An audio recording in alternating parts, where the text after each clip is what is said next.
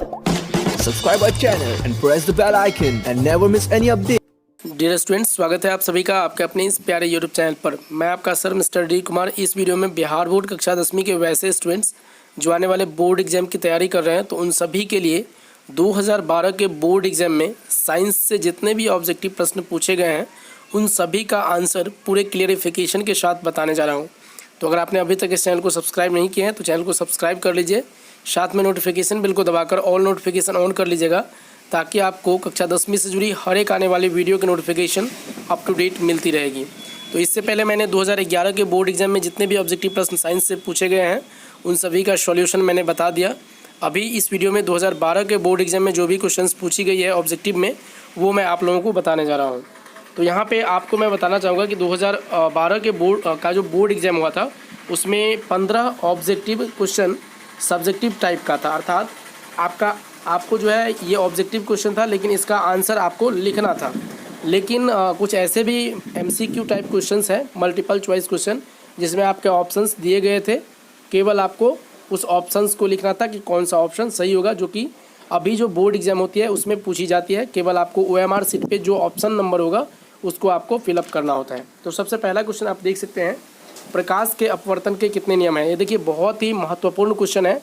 हर एक board exam में या तो प्रकाश के अपवर्तन के कितने नियम हैं या फिर प्रकाश के परावर्तन के कितने नियम हैं, ये पूछी ही जाती है। तो आपको याद रखना होगा कि चाहे प्रकाश का परावर्तन हो या प्रकाश का अपवर्तन हो, दोनों के दो नियम होते हैं। तो प्रकाश के अपवर्तन के कितने नियम हैं, जो कि दूसरा चैप्टर है ये फिजिक्स का, तो प्रकाश के अपवर्तन के दो नियम होते हैं। तो इसका आंसर जो है आपका 2 हो जाएगा। इसी प्रकार अगर पूछा जाएगा कि प्रकाश के परावर्तन के कितने नियम होते हैं, तो उसका भी 2 ही होगा। फिर दूसरा देख सकते हैं कि यहाँ पे दिया गया है दिष्ट धारा के कुछ स्रोतों के नाम लिखिए। दिष्ट धारा का मतलब होता है DC करंट, जिसे आप डायरेक्ट करंट कहते हैं। तो दिष्ट धारा जो है ये आपको जो DC जनरेटर होते हैं, जैसे आप सभी को पता होगा जनित्र जिसे आप कहते हैं हिंदी में, उसको इंग्लिश में जनरेटर कहा जाता है। तो DC जनित्र हो सकता है, या फिर जो बैटरी आप यूज़ करते हैं वो बैटरी भी दिष्ट धारा ही उत्पन्न करती है। तो इसमें कहता है कि कुछ स्रोतों के नाम, तो आप DC जनित्र दे सकते हैं या फिर बैटरी दे सकते हैं। तो ये सभी जो है दिष्ट धारा के स्रोत हैं। फिर तीसरा है कि हमें वन एवं वन्य जीवों का संरक्षण का मतलब होता है बचाव, क्यों करना चाहिए। तो ये हमारे प्रकृति के जो प्रकृति है उसको संतुलित बनाए रखने के लिए हमें जो है वन एवं वन्य जीवों का संरक्षण करना चाहिए। तो आप लिख सकते हैं प्राकृतिक संतुलन बनाने हेतु। इसका आंसर प्राकृतिक संतुलन बनाने हेतु। फिर यहाँ पे चौथा क्वेश्चन है कि मनुष्य के कोशिका में गुणसूत्रों की संख्या क्या है। देखिए बहुत ही महत्वपूर्ण क्वेश्चन है, ये 2011 के बोर्ड एग्जाम में भी पूछी गई थी। तो मनुष्य के कोशिका जो सेल्स होते हैं उसमें जो क्रोमोसोम्स होते हैं वो आपके 46 होते हैं। तो संख्या अगर पूछी जाए तो 46, और अगर जोड़ी पूछी जाए अर्थात पेयर तो 23 जोड़ी होती है, 23 जोड़ी। एक जोड़ी बराबर 2 होता है, तो 23 जोड़ी बराबर कितना हो जाएगा, 46 हो जाएगा। तो संख्या पूछी गई है तो 46 होगा, अगर जोड़ी पूछा जाए तो 23 होगा। अब यहाँ पे विद्युत धारा का ऐसा मात्रक आपको पता होगा, इलेक्ट्रिक करंट का ऐसा मात्रक एम्पियर होती है, जिसे आप कैपिटल A से लिखते हैं।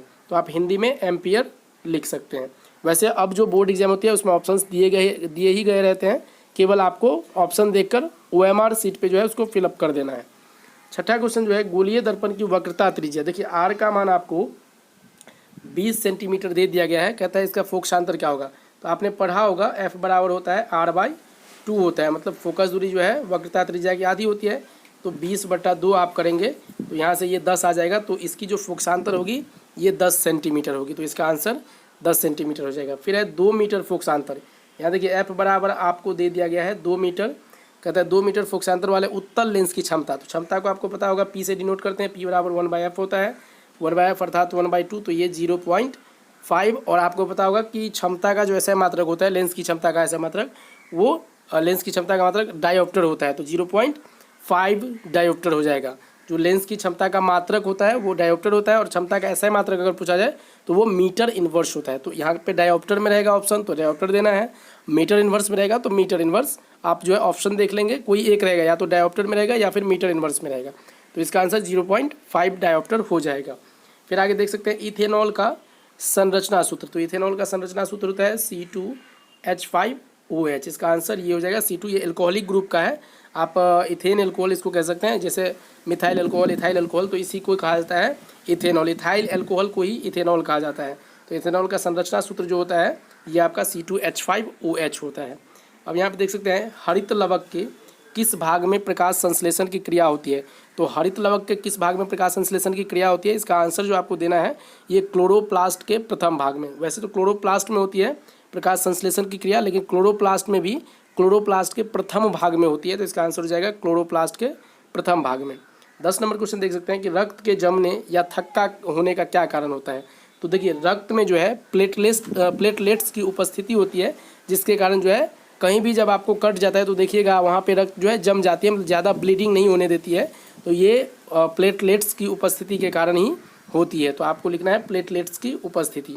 फिर 11 नंबर क्वेश्चन है मानव में वहन तंत्र के घटक कौन से हैं। तो मानव में जो वहन तंत्र के घटक हैं ये आपका रक्त भी है, जिसे आप रुधिर कहते हैं। तो रुधिर हो गया, लसिका हो गया, तो इसका आंसर आप रुधिर भी दे सकते हैं, लसिका भी दे सकते हैं।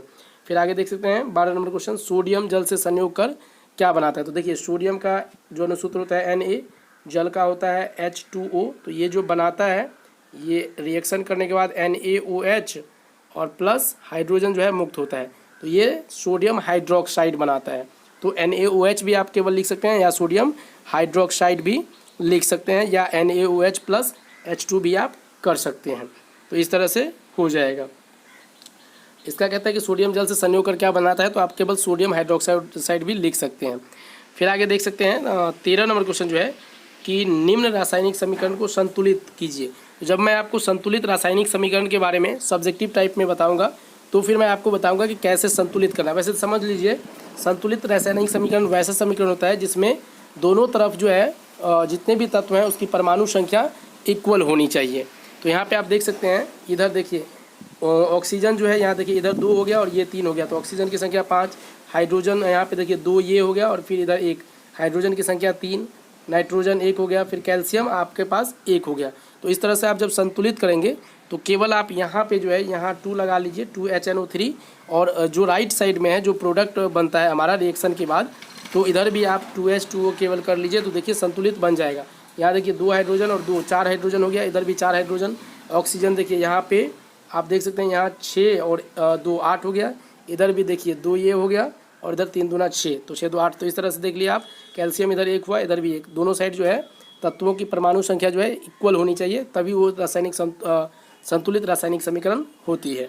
फिर यहाँ पे देख सकते हैं 14 नंबर क्वेश्चन है कि आधुनिक आवर्त सारणी में आवर्तों की कुल संख्या, ये 2011 के बोर्ड एग्जाम में भी पूछी गई थी। तो आधुनिक आवर्त सारणी में जो मॉडर्न पीरियोडिक टेबल है उसमें आवर्तों की संख्या जो होती है ये 7 होती है। अगर आवर्त पूछी जाए तो 7 और वर्ग पूछी जाए तो 18 होती है, 18 होती है। तो इस तरह से आप लोग आंसर दे सकते हैं। बार बार ये क्वेश्चंस पूछी जाती है, ये केमिस्ट्री का आपका आधुनिक आवर्त सारणी से क्वेश्चन है। फिर यहाँ पे 15 नंबर है CaOCl2 यौगिक का प्रचलित नाम। तो आपने विरंजक चूर्ण सुना होगा, विरंजक चूर्ण का ही रासायनिक सूत्र जो होता है CaOCl2 होता है। तो CaOCl2 विरंजक चूर्ण के लिए जो है ये प्रचलित नाम है, तो इसका जो यौगिक का प्रचलित नाम होगा विरंजक चूर्ण आप दे सकते हैं। फिर आगे देख सकते हैं ये MCQ टाइप क्वेश्चन है जो 2012 के ही बोर्ड एग्जाम में पूछी गई है।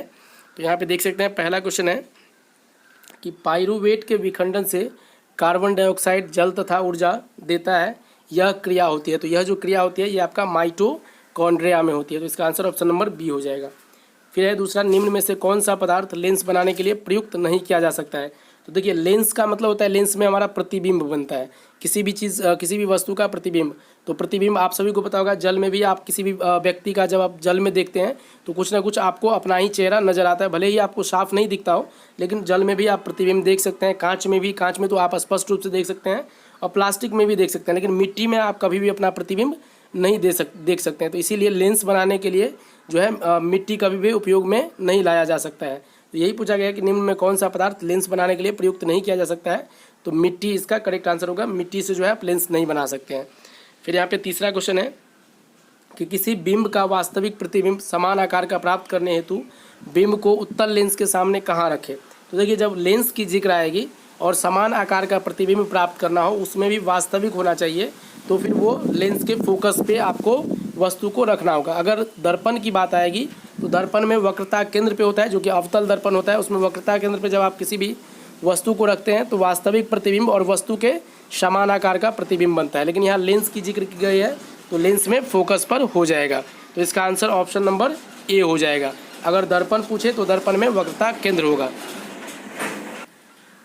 तो फिर आगे देख सकते हैं आप चौथा क्वेश्चन जो है कि सामान्य दृष्टि से वयस्क के लिए सुस्पष्ट दर्शन की अल्पतम दूरी लगभग होती है। तो आपको याद रखना है कि स्पष्ट दर्शन की न्यूनतम दूरी अर्थात अल्पतम को ही न्यूनतम कहा जाता है, वो 25 सेंटीमीटर होती है। आपको याद रखना है, बार बार ये बोर्ड एग्जाम में पूछी जाती है 25 सेंटीमीटर। अगर ये आपको मीटर में दिया गया रहेगा तो मीटर में बदलने के लिए आप 100 से इसे भाग दे दीजिए तो 0.25 मीटर होगा। देखिए 0.25 इसमें कोई भी नहीं है, तो या तो 25 सेंटीमीटर होगा या 0.25 मीटर होगा। तो इसका आंसर फिलहाल ऑप्शन नंबर सी होगा, 25 सेंटीमीटर। स्पष्ट दृष्टि की जो न्यूनतम दूरी होती है ये 25 सेंटीमीटर होती है। अगर आप 25 सेंटीमीटर से नज़दीक कोई भी वस्तु लाएंगे या कोई भी चीज़ लिखा हुआ लाएंगे तो हमारी आँख जो है उसको स्पष्ट रूप से नहीं देख पाती है। फिर यहाँ पे देख सकते हैं लोहे की परमाणु संख्या। आपको पता होगा लोहा का अनुसूत्र Fe होता है और इसकी परमाणु संख्या 26 होती है। तो इसका आंसर ऑप्शन नंबर बी हो जाएगा। फिर आगे देख सकते हैं छठा क्वेश्चन कि कोई विलयन लाल लिटमस को नीला कर देता है, उसका pH होगा। तो देखिए वैसा विलयन जो लाल लिटमस को नीला कर देता है तो वो विलयन क्षारीय विलयन होता है। और आप सभी को पता होगा कि क्षारीय विलयन का pH मान 7 से अधिक होता है। आप याद रखेंगे कि अगर अम्लीय विलयन हो कोई भी चीज़ तो उसका pH मान 7 से कम होगा, मतलब आपको कह दूं कि 7 से कम होगा। और अगर वो क्षारीय विलयन होगा तो 7 से ज़्यादा होगा। और कोई भी उदासीन विलयन है तो उसका 7 होता है pH मान। तो फिलहाल ये तो क्षारीय विलयन है। वैसे भी आप देख सकते हैं सभी जो है इसमें ऑप्शन 7 से कम है, तो आपका आंसर तो कोई एक ही होगा और जो 7 से ज़्यादा वाला है केवल एक 10 है। तो यही जो है इसका आंसर हो जाएगा ऑप्शन नंबर बी। आप याद रखें कोई विलयन लाल लिटमस पत्र को नीला कर देता है तो वो क्षारीय विलयन होगा और क्षारीय विलयन का pH मान 7 से अधिक होता है और 7 से अधिक यहाँ पे एक ही ऑप्शन है 10। तो इसका आंसर ऑप्शन नंबर बी हो जाएगा। फिर यहाँ देख सकते हैं आधुनिक आवर्त सारणी में वर्गों की संख्या। देखिए पहले जो था सब्जेक्टिव टाइप ऑब्जेक्टिव उसमें आवर्त पूछा गया, आवर्त सारणी में जो है आवर्तों की संख्या, और यहाँ पे पूछा गया है वर्गों की संख्या।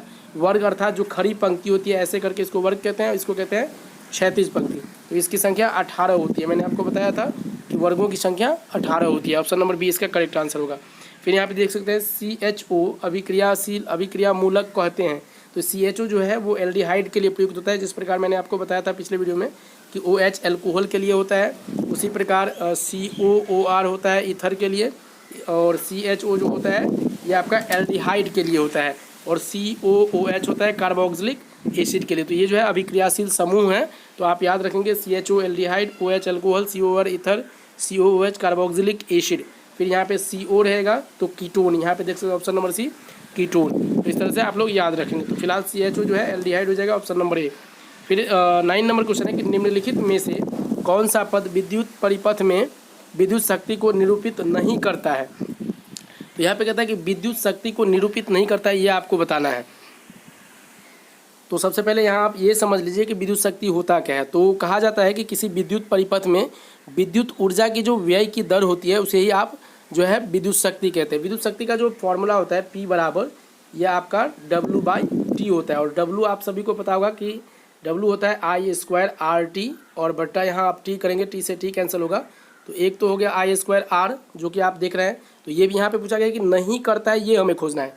तो ये तो पहला होगा नहीं, पहला नहीं होगा क्योंकि ये विद्युत शक्ति का ही ये फॉर्मूला है।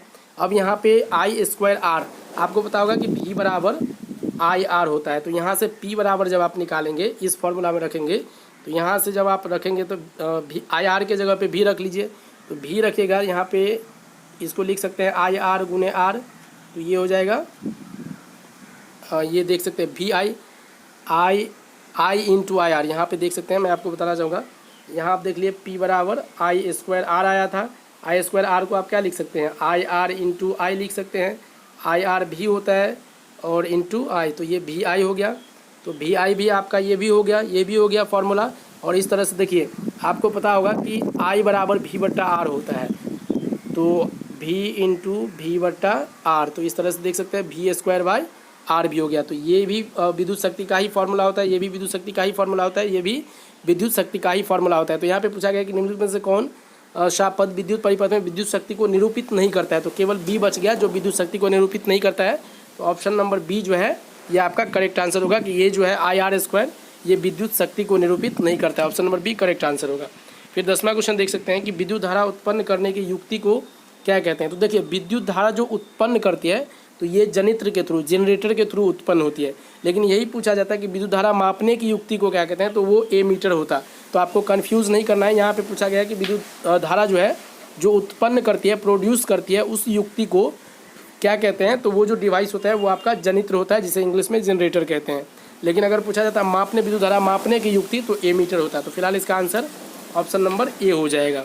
फिर यहाँ पे 11 नंबर क्वेश्चन है कि लघु पथन के समय परिपथ में विद्युत धारा का मान, देखिए जब शॉर्ट सर्किट होता है तो उस समय जो परिपथ होता है सर्किट, उसमें विद्युत धारा का मान बहुत अधिक बढ़ जाता है। तो ऑप्शन नंबर सी जो है इसका करेक्ट आंसर होगा। परिपथ में विद्युत धारा का मान ज़्यादा बढ़ने के कारण ही जो है शॉर्ट सर्किट होती है। तो इसका आंसर ऑप्शन नंबर सी हो जाएगा। फिर आगे 12 नंबर क्वेश्चन आप देख सकते हैं कि निम्नलिखित में से कौन जैव मात्रा ऊर्जा स्रोत का उदाहरण नहीं है। देखिए 2011 में भी सेम क्वेश्चन पूछा गया है, तो इसका आंसर सी हो जाएगा, नाभिकीय ऊर्जा। आप देख लेंगे चार ऑप्शंस होंगे जिसमें कोई एक डिफरेंट होगा।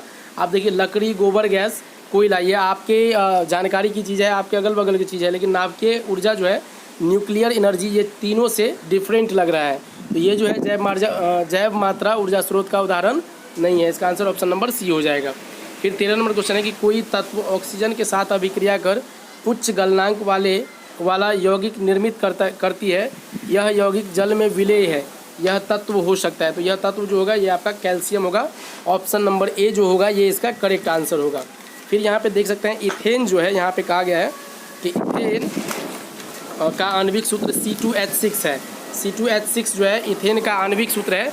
तो इसमें कहता है कि कितने सहसंयोजक बंद होंगे। तो यहाँ पे आप बना सकते हैं C2 और H6, सभी जगह आप जो है H लगा लेंगे। यहाँ पे भी H लगाएंगे, यहाँ पे भी H, यहाँ पे भी H और यहाँ पे भी H। तो देख सकते हैं कितने बंद हो गए, 1 2 3 4 5 6 7। टोटल जो इसमें सहसंयोजक बंधन होंगे वो आपके 7 होंगे। ऑप्शन नंबर बी जो है करेक्ट आंसर होगा। फिर यहाँ देख सकते हैं 15 नंबर क्वेश्चन जो है, ओजोन के अणु में ऑक्सीजन के परमाणु की संख्या होती है। तो देखिए ओजोन का जो अणुसूत्र होता है ये आपका O3 होता है। तो इसमें पूछा जा रहा है कि ऑक्सीजन के परमाणु की संख्या जो होती है ये आपका 3 होती है। तो ऑप्शन नंबर सी जो है इसका करेक्ट आंसर होगा। फिर आगे देख सकते हैं 16 नंबर क्वेश्चन, मनुष्य में वृक्क एक तंत्र का भाग है जो संबंधित है। तो मनुष्य में जो वृक्क होती है, लीवर होती है, एक तंत्र का भाग है जो संबंधित है, ये उत्सर्जन से, इमिशन से जो है संबंधित है। इसको हिंदी में उत्सर्जन कहते हैं। ऑप्शन नंबर सी जो है इसका करेक्ट आंसर होगा। फिर 17 नंबर क्वेश्चन देख सकते हैं, दो तंत्रिका कोशिका के मध्य खाली स्थान को कहते हैं। 2011 में सेम क्वेश्चन पूछी गई है, दो तंत्रिका कोशिका के मध्य खाली स्थान को क्या कहते हैं? तो मैंने आपको बताया था कि उसको सिनेप्टिक दरार या सिनेप्स कहते हैं। तो यहाँ पे सिनेप्स ऑप्शन है, इसका ऑप्शन नंबर बी जो है करेक्ट आंसर होगा। फिर यहाँ पे है 18 नंबर क्वेश्चन, परागकोश में होते हैं। तो परागकोश में परागकण होते हैं। ये भी बहुत महत्वपूर्ण क्वेश्चन है, बार बार बोर्ड एग्जाम में पूछी जाती है।